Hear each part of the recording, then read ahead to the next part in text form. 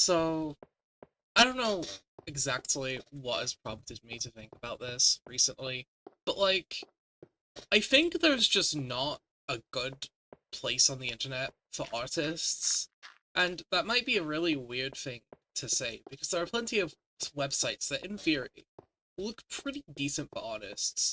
And a few years ago, I probably would have agreed. Like, there's stuff like DeviantArt, a site that's literally built for, like, artists and built for art.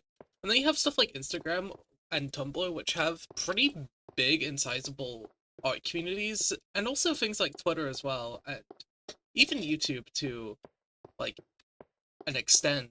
There's lots of like animators, and a lot of animation becomes pretty big on YouTube. Like you can just look at the Amazing Digital Circus, for example. That got millions of views, like hundreds of millions for its pilot episode. It's one of the most successful indie projects, like probably ever. Like even outside of animation, an indie project having that much reach is kind of crazy. Like regardless of what you say about its quality, it is genuinely impressive that an indie project can like actually have that wide of reach. But with those examples, like they kind of feel like the exception, you know? Like art doesn't necessarily feel like it has any place on the internet that it can really call its own nowadays. Maybe it's due to AI taking over in a lot of places and sites like DeviantArt being full of AI crap nowadays. But it's weird because this is the exception because like for like the rest of the internet history of the internet, there have always been places for artists. In fact, one of like the earliest places for artists is probably one of the most well-known sites of like early internet animation where a lot of like big name animators, even outside of like the YouTube space and in like the animation industry, came from, which is Newgrounds. And that is like weird to think about because within like a couple decades, the internet went from this place where independent art could thrive to just something incredibly corporate. And I feel like what's missing is a site that's truly by artists for artists. You have sites that people can post art on, but they don't feel tailor made for the art community.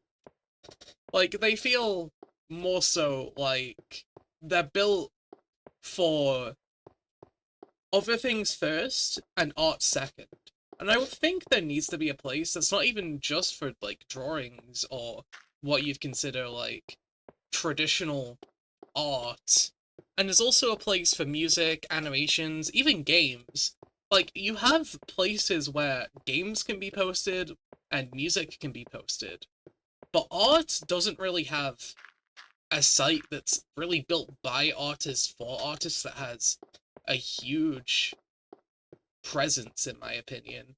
And, like, I want this to be a discussion because this is something I've been thinking about recently. So, if anyone has any, like, things to add to this or knows of any websites that are particularly, like, art centric, I would really like to know because it's felt like recently, uh, the internet has just not really been a good place to be an artist. It's just kind of felt like an uphill battle. Like I've been posting my art on a lot of different social medias over the last few months, and it's honestly just kind of been a bit of a struggle to even get like a couple of people to see my art.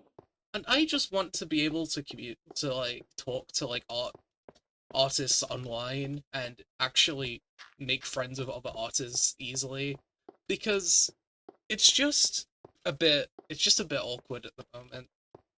But yeah, that's really all I had to say. I'd be more than happy to have a conversation about this in the comments of this video.